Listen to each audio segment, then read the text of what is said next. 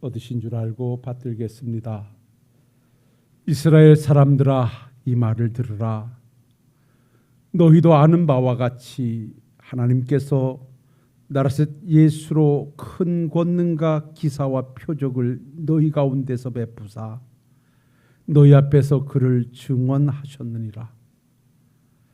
그가 하나님께서 정하신 뜻과 미리 아신 대로 내어준 바 되었거늘 너희가 법 없는 사람의 손을 빌려 못 박아 죽였으나 하나님께서 그를 사망의 고통에서 풀어 살리셨으니 이는 그가 사망에 매여 있을 수 없음이라.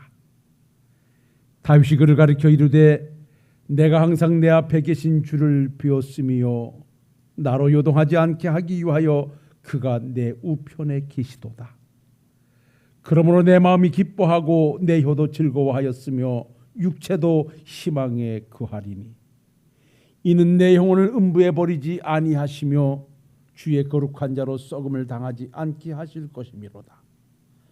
주께서 생명의 길을 내게 보이셨으니 주 앞에서 내게 기쁨이 충만하게 하시리로다 하였으므로 형제들아, 내가 조상 다윗에 대하여 담대히 말할 수 있노니 다윗이 죽어 장사되어 그 묘가 오늘까지 우리 중에 있도다. 그는 선지자라 하나님이 이미 맹세하사 그 자손 중에 한 사람을 그 위에 앉게 하시리라 하심을 알고 미리 본고로 그리스도의 부활을 말하되 그가 음부에 버림이 되지 않고 그의 육신이 썩음을 당하지 아니하시리라 하더니 이 예수를 하나님이 살리신지라 우리가 다 이 일의 증인이로다.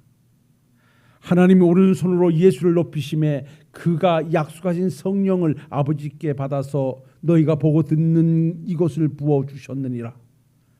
다윗은 하늘에 올라가지 못하였으나 친히 말하여 이르되 주께서 내 주에게 말씀하시기를 내가 내 원수의 발등상이 되게 하시기까지 너는 내 우편에 앉아 있으리라 하였도다 하였으니 그런즉 이스라엘 온 집은 확실히 알지니 너희가 십자가에 못 박힌 이 예수를 하나님이 주와 그리스도가 되게 하셨느니라 하니라. 아멘. 우리는 지난 주일 성령 강림 주일을 통해서 성령 강림이 이루어짐으로 그 현장에서 이루어졌던 사건들을 통하여 하나님께서 구속의 역사를 지속해 가심을 우리는 함께 말씀 속에 은혜를 나누었습니다.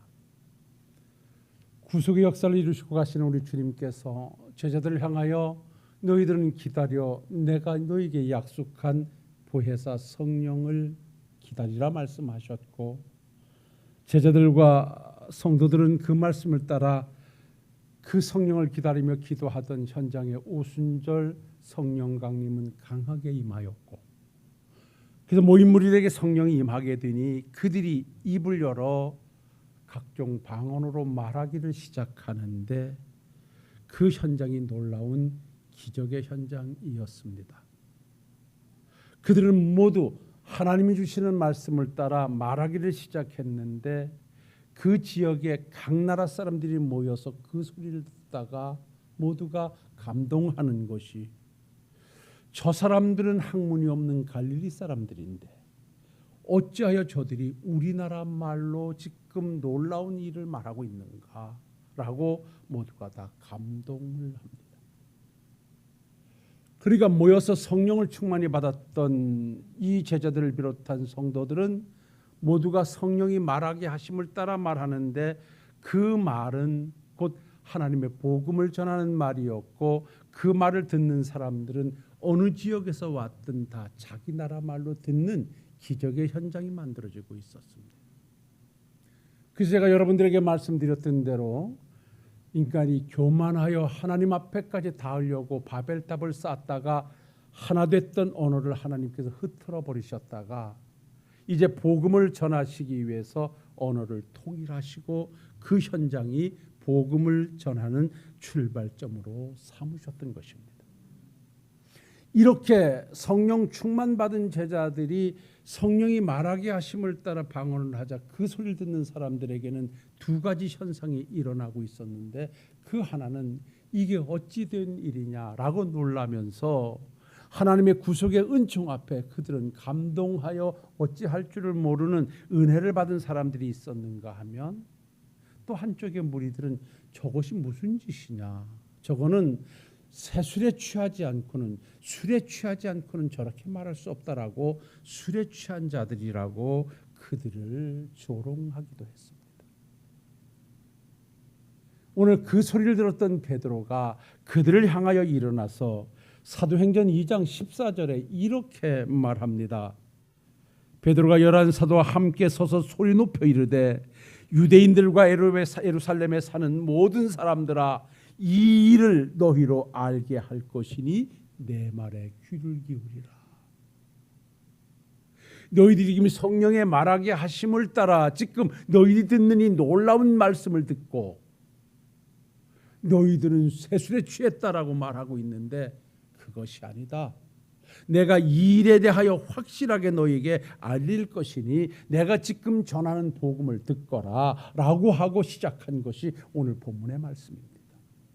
이것이 바로 베드로의 최초의 설교입니다. 그래서 오늘은 성령 받은 베드로의 설교라 해서 제가 설교를 준비한 것이 아니라 베드로의 설교를 제가 그대로 베껴와서 베드로 사도가 성령 충만함을 받고 먼저 전했던 설교의 내용이 무엇인가, 그리고 그 설교를 들었던 성도님들의 반응은 어떻게 되어졌는가, 오늘 그것을 찾아서 오늘도 이 말씀 속에 은혜 안에 하나 되시는 우리 성도님들이 되시기를 주님의 이름으로 축원합니다. 오늘 먼저 우리가 이 복음을 전하는 베드로를 한번 봐야 됩니다. 그들은 한때 참 비겁한 자였습니다. 도망자였습니다. 비열한 자였습니다. 주와 함께 죽는 자리에도 가겠다고 호언했던 그가 다 주를 버리고 도망할지라도 저는 절대 주님을 버리지 않겠습니다라고 주님 앞에서 호언장담했던 그가 예수님이 십자가에 처형하시기 위해서 붙잡히는 장면서부터 그는 변하기 시작했습니다. 그는 숨었고 도망쳤고 부인했고 주님 앞에 철저히 외면하는 자로 변질되고 말았었습니다. 오늘 이렇게 담대하게 외치는 베드로가 그랬던 사람이 오늘은 이 말씀 속에 보면 여단 사도와 함께 서서 소리 높여, 그래서 제가 이 서서 소리를 높였다는 이 원문을 찾아가 보니까 여기 섰다는 것은 그냥 간단히 쓴 게 아닙니다. 확고하게라는 말이 있습니다. 그리고 외쳤다는 말은 담대하게 전했다는 말입니다.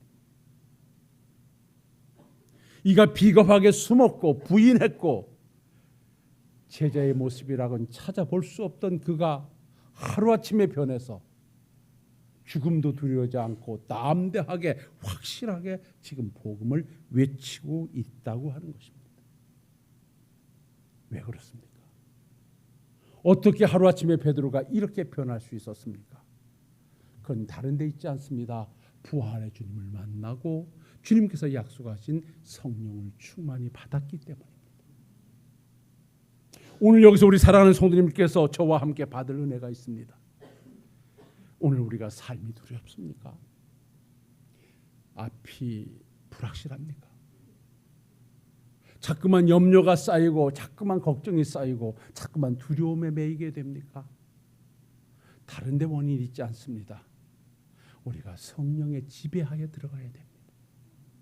오늘도 우리가 하나님의 사람 된 우리들에게 성령이 충만하여 있기만 하면 베드로같이 변하여 숨어있던 자가 밖으로 뛰쳐나와서 입을 닫고 있던 자가 입을 열었던 것처럼 우리도 성령이 임하게 되면, 성령을 충만히 받게 되면 우리도 담대히 나서서 환경을 지배하고 주의 나라를 선포하며 하나님의 백성으로 멋지게 살아내는 우리의 삶이 되어질 줄로 믿습니다. 자, 그렇다면 이렇게 담대하게 변화된 베드로가 성령에 의해서 그가 증거했던 말씀이 첫 번째 무엇입니까? 오늘 첫째로 그는 이렇게 말합니다. 성령의 역사는 하나님의 약속의 성취라는 것입니다. 오늘 말씀에 이렇게 합니다. 사도행전 2장 16절로 21절에 보면 아까 제가 서론에 말씀드렸듯이 그들이 성령 충만함을 받고 그들이 말하게 하심을 들었던 많은 사람들이 저 사람들이 어찌 우리나라 말로 저렇게 말을 할 수 있는가? 저거는 세술에 취했다, 저건 미쳤다, 저건 정상이 아니다라고 조롱하는 자들을 향하여 지금 베드로 사도는 그들을 향하여 감대히 외칩니다. 사도행전 2장 15절 말씀에 보면 때가 제3시니 너희 생각과 같이 이 사람이 취한 것이 아니니라 그럽니다. 때가 3시라고 하는 것은 유대나라 시간에 따라 오전 9시입니다. 지금 오전 9시인데 누가 아침부터 술 먹고 취해가지고 저렇게 희롱희롱 하는 사람이 있겠느냐? 너희들이 말하는 대로 지금 우리가 말하고 있는 이것은, 저들이 지금 외치고 있는 이 복음은 술이 취해서 하는 것이 아니라 하나님께서 우리에게 부어주신 말씀을 전하고 있는 것이다 라고 하면서 사도행전 2장 17절로 18절에 요엘서가 예언했던 내용을 인용하여 이렇게 말합니다. 하나님이 말씀하시기를 말세에 내가 내 영을 모든 육체에 부어주리니 너희 자녀들은 예언할 것이요 너희 젊은이들은 환상을 보고 너희 늙은이들은 꿈을 꾸리라. 내가 그때의 내 영을 내 종과 남종과 여종에게 부어주리니 그들이 예언할 것이요. 마지막 날 성령을 만민에게 부어주겠다. 구약시대는 성령이 임하는 데가 제한적이었습니다. 그야말로 성령이 임하는 자리는 그야말로 왕들에게, 선지자들에게, 제사장들에게 이렇게 국한되어 임하던 성령을 우리 주님께서 말씀하십니다. 만민에게 부어주리라. 그 지금 오순절 성령의 역사이고 오늘 우리에게 임하여서 우리가 성령 받은 자로 오늘을 살아내고 있음을 사랑하는 성도 여러분들이요, 오늘도 이 성령 강림주일 이후에 펼쳐지는 삶을 통하여 기억하시는 여러분들이 되시기를 주의 이름으로 축원합니다. 우리는 누가 뭐라고 해도 율법 시대를 사는 사람들이 아니라 복음주의 시대를 사는 사람들이요, 복음주의 시대를 사는 사람들이라고 하는 것은 우리는 성령의 시대에 사는 사람들입니다. 우리가 성령의 시대에 산다라고 하는 것은 우리의 신앙생활이 단순한 종교 생활이 아닙니다. 이미 우리가 잘 알고 계신 말씀 그대로 고린도전서 3장 16절에 뭐라 말씀하십니까? 거기에 이렇게 말씀합니다. 너희는 너희가 하나님의 성전인 것과 하나님의 성령이 너희 안에 계신 것을 알지 못하느냐 그럽니다. 뭔 말입니까? 우리에게 성령이 거하시며 성령이 하나님의 전을 삼고 계시는 하나님의 사람들임을 잊지 않는 우리 식구들이 되시기를 주의 이름으로 축원합니다. 그래서 우리는 오늘도 성령의 말씀을 따라 예배해야 됩니다. 성령을 따라 오늘도 기도해야 됩니다. 성령 가운데 감동해야 됩니다. 성령 앞에 양심을 내놓아야 됩니다. 그리할 때 우리의 삶은 하나님이 원하시는 삶으로 전진할 것이요, 우리가 성령을 무시하지 않을 때 성령은 우리를 새로운 길로 인도하여 하나님의 역사의 새로운 장을 만들어 주실 것입니다. 그리고 이어서 오늘 베드로는 주의 복된 복음을 전하는데 우리가 두 번째 제대로 기억할 것은 베드로의 설교의 중심은 다른 데 있는 것이 아니라 오직 예수 그리스도였습니다. 베드로의 설교는 무엇가 복잡하지 않았습니다. 오늘날 제가 설교하기 위해서는 여러 가지를 풀어 말씀하기도 하고 비유를 말씀하셔야 하지만 베드로가 첫 번째 전한 설교의 중심은 오직 예수 그리스도였습니다. 오늘 하나님의 말씀 사도행전 2장 22절로 36절 말씀이 제가 오늘 봉독해 드린 말씀이 베드로의 설교의 내용입니다. 베드로가 설교했던 것은 베드로가 베드로의 말을 한 것이 아닙니다. 이미 우리 주님께서 내가 너희를 위하여 성령을 보내줄 것이고 오신 성령이 너희에게 임하게 되면 너희에게 나에 관하여서 예수 그리스도에 관하여서 알게 하시고 체험하게 하시고 증거하게 하실 것이라고 이미 예언했던 말씀입니다. 그래서 요한복음 16장 13절로 14절 말씀에 보면 이렇게 말씀합니다. 그러나 진리의 성령이 오시면 그가 너희의 모든 진리 가운데로 인도하시리니 그가 스스로 말하지 않고 오직 들은 것을 말하게 하며 장래의 일을 너희에게 알게 하시리라. 그가 내 영광을 나타내리니 내 것을 가지고 너희에게 알리겠음이니라 라고 말씀합니다. 오늘 성령 충만함을 받은 베드로는 성령에 의하여 지금 예수님을 알게 되고 성령에 의하여 지금 예수님을 전하고 있습니다. 여러분, 누가 설교 잘하는 사람이냐라고 하면 그 설교에서 예수님을 전하는 사람, 그 설교에서 복음을 붙잡는 사람이 설교를 잘하는 사람이고, 누가 설교를 잘 듣는 사람이냐, 그 안에서 복음을 붙잡는 사람이고, 그 안에서 복음 안에 삶을 만드는 사람이 설교를 잘 듣는 사람인 줄로 믿습니다. 오늘 베드로 사도는 설교를 하면서 사도행전 2장 22절에 이렇게 말합니다. 이스라엘 사람들아, 내 말을 들으라. 너희로 아는 바와 같이 하나님께서 나사 예수 그리스도로 큰 권능과 기사와 표적을 너희 가운데 베푸사 너희 앞에 그를 증언하셨느니라. 이 한 절의 말씀이 뭐냐? 너희들이 죽인 예수는 하나님이 보내신 메시아라는 것입니다. 그 예수가 와서 기사와 표적과 이적을 행하심으로 하나님이 보내신 메시아임을 증거했다는 것입니다. 물이 변해 포도주가 되어지고 오병이의 기적의 역사를 만들어내고 상상할 수 없는 일의 표적을 보임으로 말미암아 이미 하나님이 보내신 메시아라는 사실을 너희들이 봤다는 것입니다. 여러분, 표적이 뭡니까? 그거는 방향. 주님이 와서 기적을 행하셨음이 뭡니까? 그 기적을 통하여 하나님의 나라를 예수님을 보여주셨던 것입니다. 이것이 바로 메시아임을 증거한다는 것입니다. 그런데 이어서 외칩니다. 23절에 이렇게 말합니다. 다 같이 여러분 23절을 한번 읽었으면 좋겠어요. 같이 읽겠습니다. 그가 하나님께서 정하신 뜻과 미리 아신 대로 내어준 바 되었거늘 너희가 법 없는 자의 손을 빌려 못 박아 죽었으나. 이 말은 뭐냐? 하나님이 예수 그리스도를 메시아로 이 땅에 보내셨는데 너희들이 그 예수를 메시아라 말하지 않고 법 없는 자의 손을 빌려서, 저 유대인들의 손을 빌려서, 율법의 손을 빌려서 예수님을 십자가에 처형했다는 것입니다. 너희가 십자가에 죽였다는 것입니다. 이 말은 뭔 말이냐 하면요, 우리 하나님께서는 인간의 가장 죄악이 만연한 그 상황을 하나님께서는 구원의 자리로 바꾸셨다는 것입니다. 이것은 하나님이 십자가에 못 박음을 허락하셨음이 아니라 그들의 악랄한 죄를 하나님은 그대로 거기에다 방임해 버리지 않고 그들의 죄는 죄대로 놔두시고 그것을 통하여 우리 주님은 십자가의 구속의 역사를 거기서 만들어내셨다는 것입니다. 이것이 바로 하나님의 능력이요 은혜라는 것입니다. 오늘 베드로는 이렇게 말합니다. 하나님이 메시아로 예수를 보냈는데 너희들이 죽였다. 그러나 너희들은 죽임으로 승리할 줄 알았지만 우리 하나님은 너희들이 죽이는 죄악 속에서 구원의 역사를 만들어내셨다. 그리고 이어서 말합니다. 24절에 이렇게 말합니다. 하나님께서 그를 사망의 고통에서 풀어 살리셨으니 이는 그가 사망에 매여 있을 수 없음이라. 너희들은 악랄하게 예수를 십자가에 처형했지만 하나님이 보내신 메시아를 죽였지만 우리 하나님께서 그 너희들이 죽이는 죄된 행동 속에서 우리의 죄를 사하시는 구속의 역사를 만드시고 그것이 확실한 승리라는 사실로 우리 주님을 부활하게 하셨다는 것입니다.